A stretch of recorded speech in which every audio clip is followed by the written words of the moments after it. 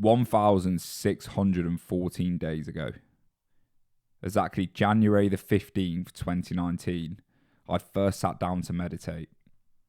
I started to meditate with the notion of helping my social anxiety. It was all with the motivation of, how can I alleviate the symptoms of social anxiety? How can I deal with this better? And if I look back at the younger me then, compared to the me that sat here recording this podcast, that transformation has been absolutely incredible. And at the core of every good habit that's made me the person I am today, every good choice, every bit of confidence has been mindfulness. And I was so anxious to even talk to anyone. I couldn't look people in the eyes. I couldn't even speak to my grandparents. I couldn't speak to any women. Every time I'd get into a social situation, my hands would be in and out my pockets. I'd be sweating. My brain fog would be going off. I'd wake up in pure panic, thinking, oh, I'm going to have to socialise today. Oh, I can't do that. What about if someone from my town sees me? If they're going to know I work in Morrison's, they're going to know I dropped out of university. And I was just in this perpetual state of anxiety and panic and stress. And I remember just reading mindfulness can help this. Meditation can help alleviate the symptoms of social anxiety.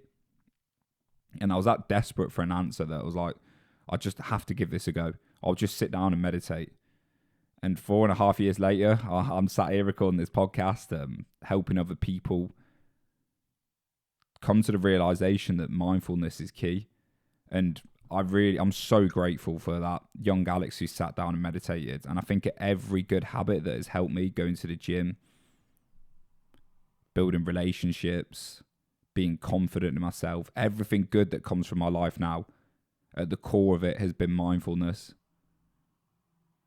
So that's what I'm going to discuss today in today's episode of the Backpacking Psychonaut. I think we're on episode 28 now, so we're flying. I want to try and get to 60 by the end of the year. So in today's episode, we're going to discuss the lessons I've learned from 1,614 days of meditating. And I hope by me listing off the lessons I've learned and the realizations I've come to, this might motivate you or inspire you to just sit down and observe the mechanics of your own mind for once, not to constantly be running away from your own thoughts, feelings and emotions, but to just sit there and observe them. And focus on the breath, focus on an anchor, and just every time you get lost in thought, come back to the breath, come back to the present moment. And by doing this continuously and consistently, you're going to realize the true nature of how your mind works, and everything in your life is going to get better. So I hope you really do get inspired by this today, because if anything, if I can give one bit of advice out of all self-improvement, it's to train the habit of your brain to anchor back to the present moment. And that's all meditation is. It's just training the habit of your brain to be right here, right now. Because as soon as you're elsewhere, as soon as you're attaching to the future or the past, as soon as you're living in something that's not this moment right now, you're going to cause yourself unnecessary suffering. Because you're rather going to be ruminating in something that happened when you was younger, something that happened to you in the past, and trying to escape the feelings of what that has caused, or you're going to be living in the future anticipating some sort of future scenario where you're happier, where you're healthier, where you're more confident, and you're going to be living in a future that is only going to be reinforcing where you're not right now. And all this can be shortcutted by just anchoring back to where you are right now, which is mindfulness, which is being present. So yeah, the first lesson I learned from from 4.5 years of meditating is how unaware we all are of our own lives, our own choices and our own beliefs. From the moment you wake up, from the moment you go to sleep, you are just stuck in this perpetual state of thought. And so am I, and so is everyone else. And until you start meditating, you are a whim to whatever thoughts arise in your mind, whatever feelings arise in your conscious experience, whatever scenarios you get yourself into, you are just at the whim to that. You have no control over what is happening. You have no control over interpreting what is happening. So between stimulus and response is the ability to choose. And I think this is super helpful. And this is probably one of the most basic understandings of like how meditation works is when you wake up and go through your day, say something bad happens, you get a letter from the post, right? And you open it up and it's like, you owe £400 for some parking ticket. I don't know what it is, right? You look at that and you owe £400 right now. If you give in to your emotions, your thoughts and your feelings, you are then going to be anxious all day about making enough money to pay off that parking ticket. You're going to be angry at the government or for charging you. You're going to be annoyed at the fact that you have to swap your time to pay this bill that is a load of rubbish. And then that anxiety, that anger, everything that arises from you looking at that £400 fine is going to set off emotion for your day. It's going to set a tempo off for how you're feeling and how you're thinking. And then you're going to go to work and you're going to interact with people in a scenario.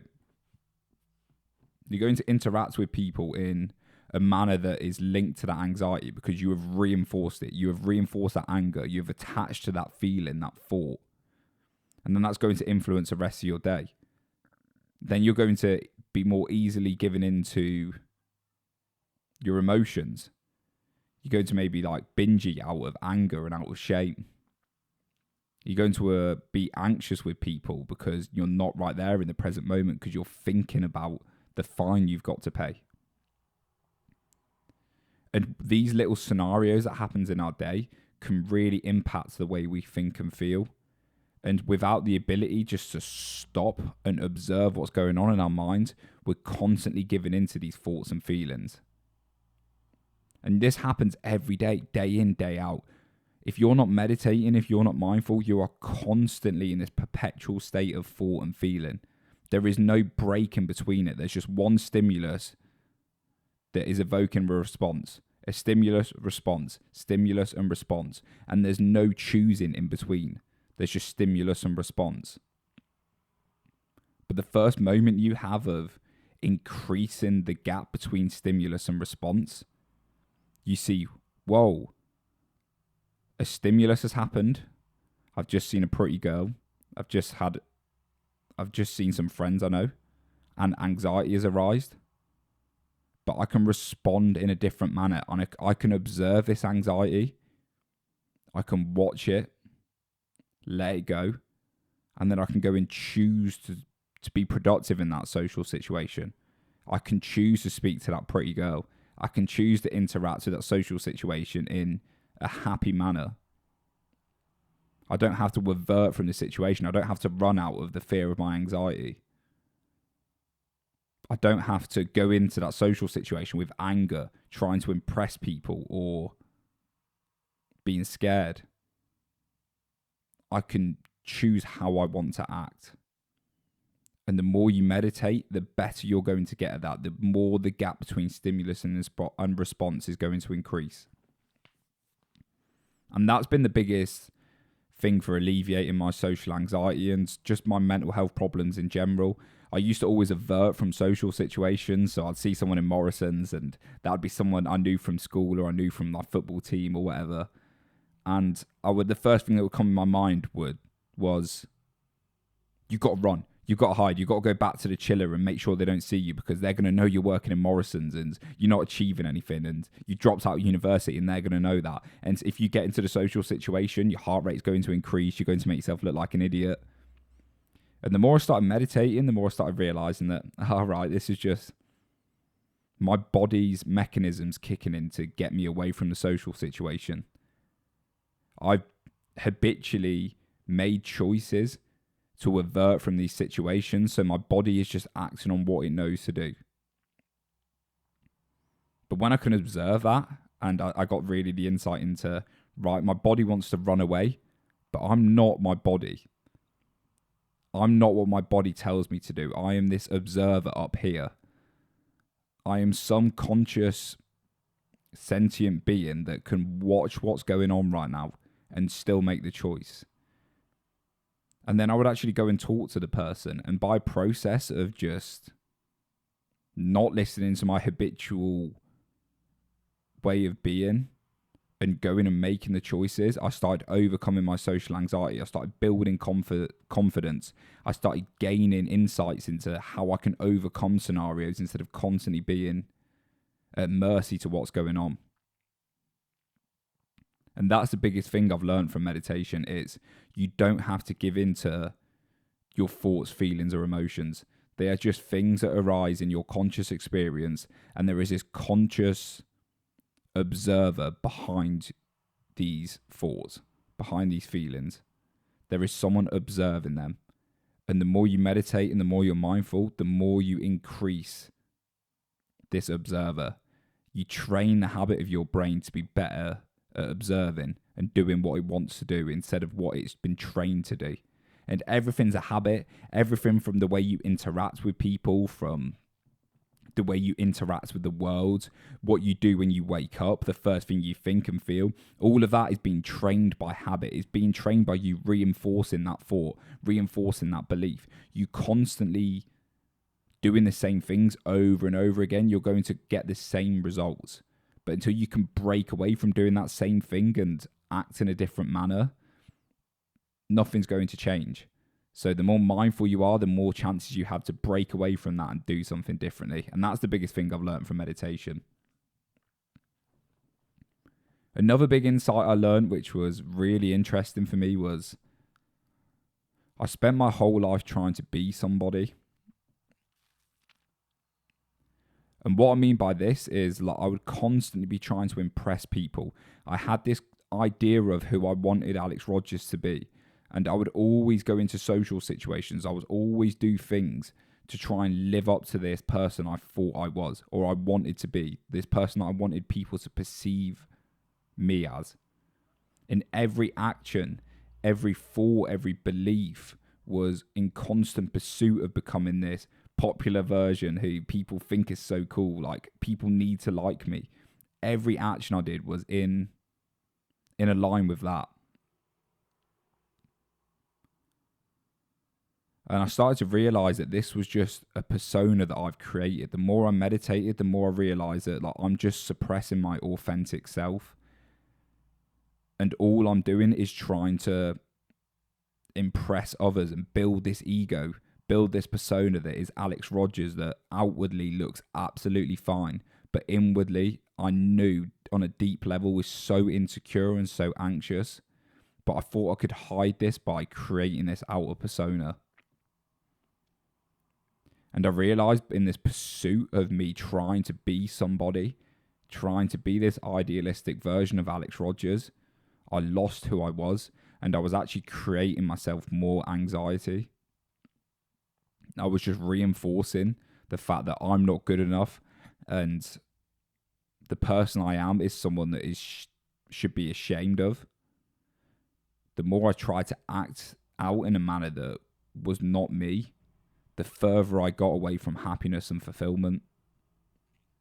And I'm not perfect at this. I still do this now, but I'm catching myself a lot more doing it. And I'm starting to be a lot more accepting of who I am and being a lot more vulnerable and talking about my insecurities and anxieties. And it's making me a lot more comfortable in the person I am.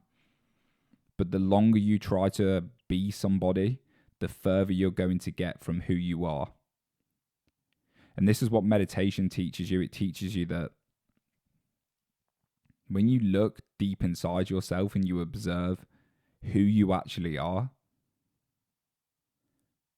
the constant pursuit of trying to be someone else is just disconnecting you away from fulfillment, disconnecting you away from connection with people. It's stopping you from achieving your goals. It's stopping you from doing everything because you're trying to climb a ladder up the wrong wall.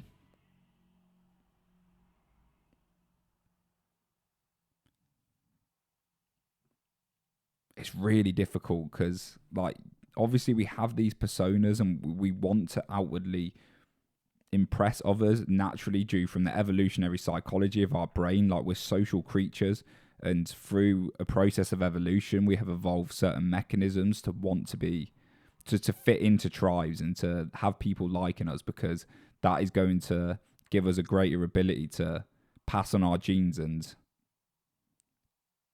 have survival. But this whole process really just leaves you so unhappy and so depressed and so anxious because you're constantly performing. You're constantly trying to be this person. You're performing in a way that's not you. And when that goes wrong, and because the only thing you can do is be you. You can be you better than anyone else can be you. Better than you can be anyone else, better than anyone can be you. You can be you better than that. That's your unique ability in life. And when you're trying to perform to be someone else, there's disconnects and you're not meeting your expectations. And that's going to create suffering. That's going to cause self-limiting beliefs. So the more you can strip this person back of who you want to be and get down to who you actually are, the more happier and fulfilled you're going to be, the greater your life is, and the more connections you're going to have. Your only chance at like pure peace and fulfillment is accepting who you are, and obviously working on yourself and always striving for more, but not trying to be somebody other than who you actually are.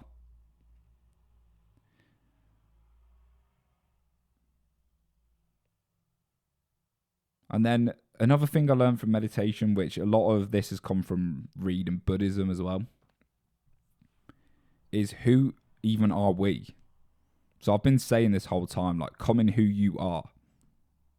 Trying to strip back the somebody into getting to who you actually are. But who actually are we? Is there a we to be found? Is there a me? Is there an I? I think the more you meditate and the more you understand and observe the mechanics of your own mind and how your thoughts operate and how your emotions come up, you get a true insight into there is no concrete sense of self. At all times, you are fluctuating. You are rather anxious. You are rather in one scenario, and then the next thing, that anxiety goes, and then you're happy. And then you feel shameful. And then you feel excited. And then you have thoughts about this person. And then you have different thoughts about this scenario. And do you see how it's constantly changing? Everything is coming up, arising, and then dropping. And everything fluctuates. And as is the core of reality, atoms, particles, everything is changing all the time, constantly, an infinite amount of times. Everything in reality, every atom that we see, even a concrete table, like this laptop that I'm staring at now and this microphone, this looks concrete. But if you got down to the molecular level, if you look to the atoms and the particles, it's all changing. Infinite amounts of times it's changing. So quick that we can't even perceive it through the human eyes. And you're exactly the same. There is no concrete you. There is just there is constant, infinite amounts of versions of you that are constantly changing. Everything in your body is changing. Your emotions are constantly changing. Your thoughts are. Everything changes. So all of our suffering comes from we try to attach this concrete idea of a sense of self to that. I'm Alex Rogers, who works at Marks and Spencer's and records podcasts and goes to the gym to try and get shredded. I've got this concrete idea of who I am. But when that changes and when in one scenario I'm a little bit more anxious, or then I want to go and do something else, and I attach this, Alex wouldn't do that. Alex doesn't normally do this. That right there is not accepting reality for what it is, and that's going to cause me suffering because I am reinforcing where I am not.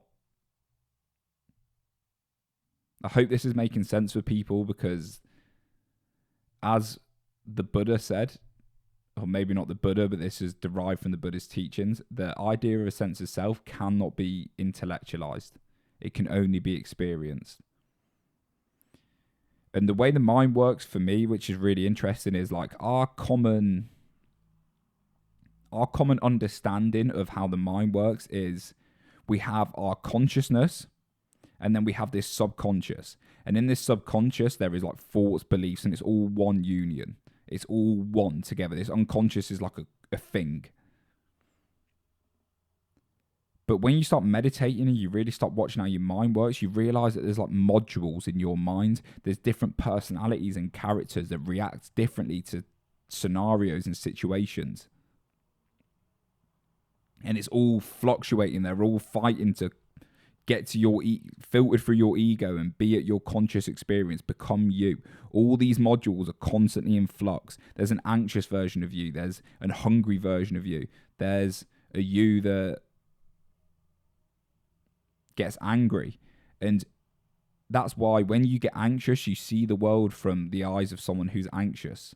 When you get hungry, you see the world through the eyes of someone who's hungry. And depending on how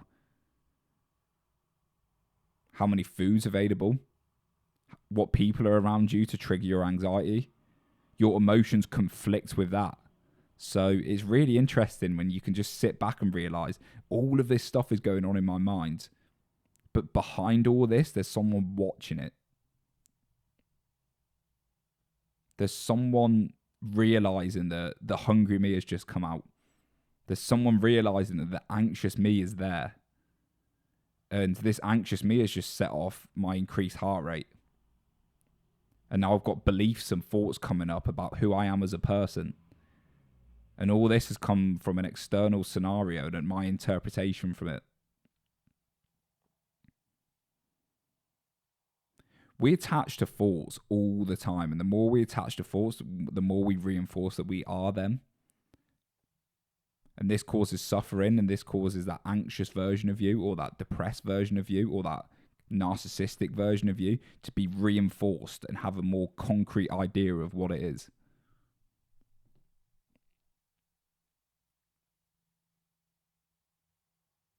I'm not really sure where I'm going with this podcast. It's meditation has taught me so much, man, and like trying to describe it is, for me, it's like indescribable. There's not words that describe how much meditation has impacted me. And I could come on here and say, oh, meditation's made me more confident, and meditation's done this and that. When you go and see the benefits of meditation. But for me, it's so much deeper than that. It's understanding the core of reality. That's what meditation is. It's liberating yourself away from suffering. It's not these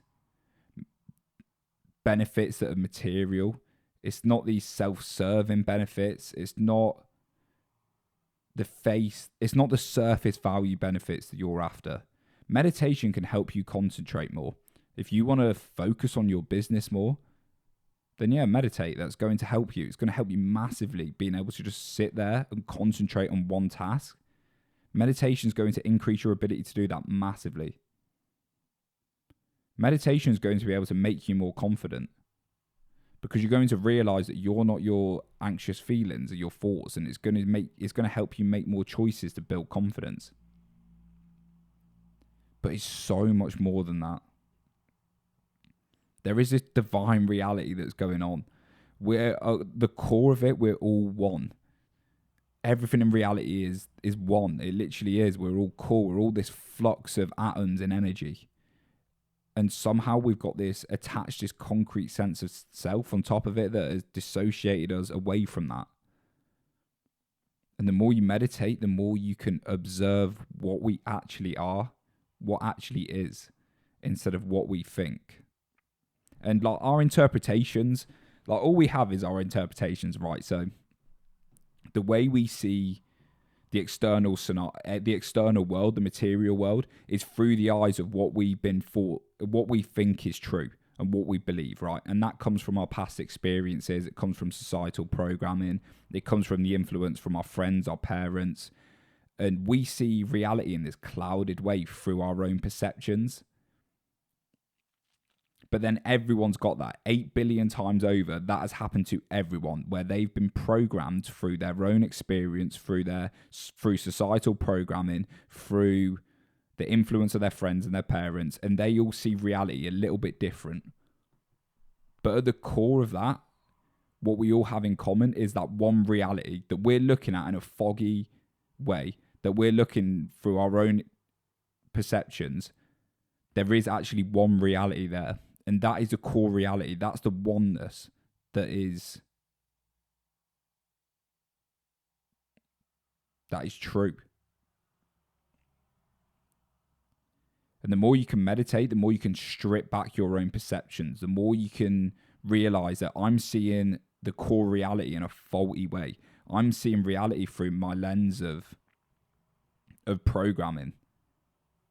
And that's not the correct way of seeing it. And if I look at things without judgment, if I can strip back my preconceived judgments about who I am and what reality is, and just look at things for the objective truth, then I'm going to see what truly exists. I'm going to see the existence of reality and who I am.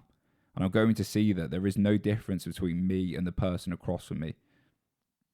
There is no difference between me, my family, my friends, some strangers. We're all consciousness. And the more you develop this awareness of stripping back your judgments about what you think reality is, the happier you're going to be, because the more you're going to see that all there is like pure compassion and love. And how could you hate someone if that person's the same as you? So we have this we think we're separate from reality. We think we're separate from nature. We think we're separate from people because of this ego that gets built from us having to fit into society. And we forget that what I'm made of is what that person is made of. And we're all just consciousness. And meditation is going to teach you that. It's going to teach you compassion and love. And it's going to show you that people are you, and you are people. And it sounds really paradoxical. It's like, what is he talking about? That there is no sense of self. Obviously, I'm here right now when I see the eyes through Alex Rogers. And to this sense of self that we've developed is essential for us to survive, right? Because without an ego, without the idea of Alex Rogers or whoever you are listening to this podcast, you wouldn't be able to function in society. You wouldn't be able to survive.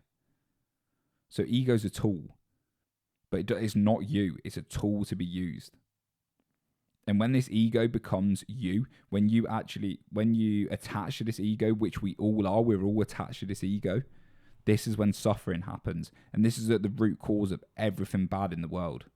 Everything bad that happens, from the greed from the social media companies who are trying to hijack your attention, everything from the greed of the nutrition companies that are trying to make you fat, the control of the elites, all of this is ego-based. They're forgetting what reality is. They're forgetting the divine nature of oneness, of what people call God.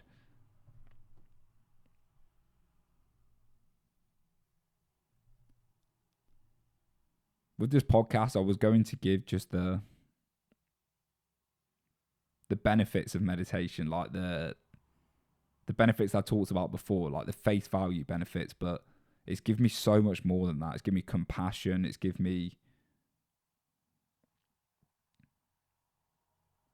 self-acceptance. Like, a lot of what I've learned from meditation is that just everything's just a framing issue. As I said before, it's all just stories we're telling ourselves about what's going on. Like anxiety, for an example. Like, the physiological effects of anxiety are exactly the same as excitement. What's happening in your body when you're excited is the same as what's happening in your body when you're anxious. You get the increased heart rate, you get like the tingly sensations, maybe you get a bit sweaty, whatever it may be. So what's the difference between the anxiety and the excitement? It's just a story you're telling yourself. And this story comes through your ego again. It's all ego-based. Everything is ego, ego, ego. And the more we can learn to strip back this ego and dissociate away from it, the more you won't have to tell stories, the more you'll just see. You'll just see what reality is, what is happening.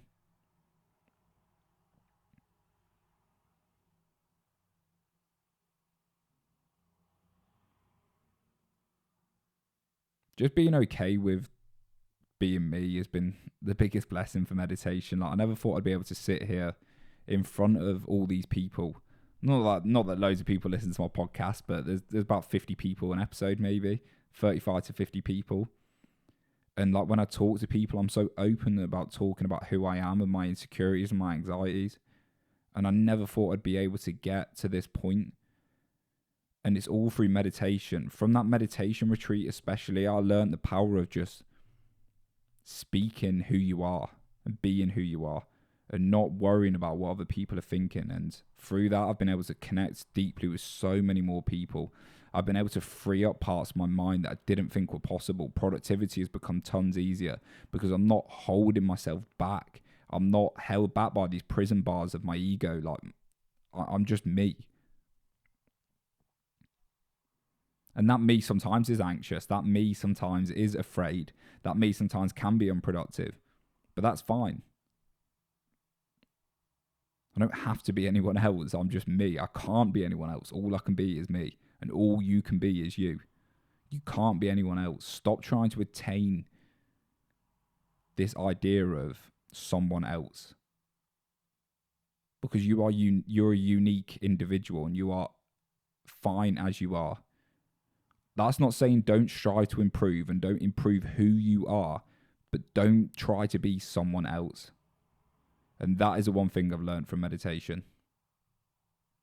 People, thank you very much for listening. That was a bit of a serious episode. I went into a bit of like a deep meditative state just recording this episode. So I actually meditated for an hour this morning. I've been waking up, and first thing I've been doing is going straight for a walk and then meditating after. And this hour meditation was really insightful, as every hour meditation is. Not everyone goes how you want it to go, but that again is just an attachment to something that's not happening right now. But this hour meditation, it really reinforced again why I meditate so much. And we're not important, I'm not important, none of us are important, but everything is important.